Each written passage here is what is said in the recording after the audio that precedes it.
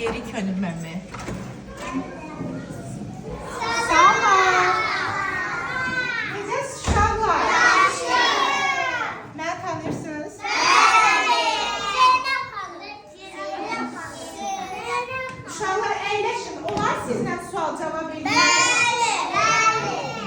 Uşaqlar, bizim vətənimiz haradır?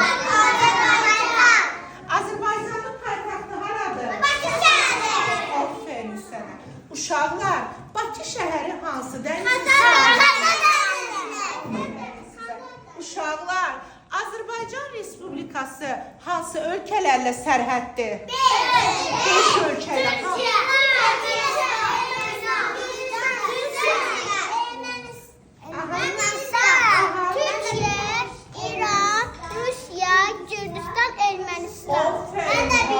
Sen de bilirsen, aferin. Bizim dövlət rəmzlərimiz hansılardır? Hansıdır? 3 hansıdır?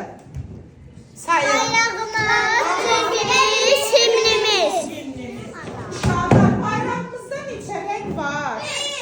3. Hansılardır? Mavi rəngi nəyi bilirik?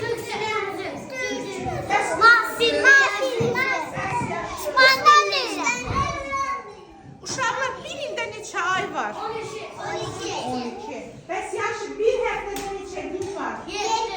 Aferin. Yaxşı, qalx say, saymaz mısın? Başdan say. Bazar ertəsi, çarşamba axşamı, çarşamba, cuma axşamı, cuma şənbə, bazar. Aferin sənə. Uşaqlar, bəs bir ildə neçə fəsil var?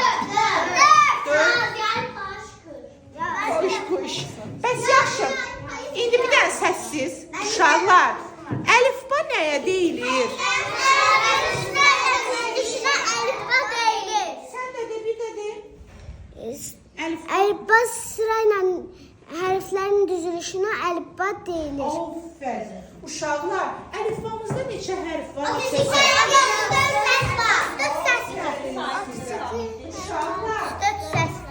Uşaqlar, ehtiyac yoxdur sayt. Məktəb ləvazimatları hansılardır?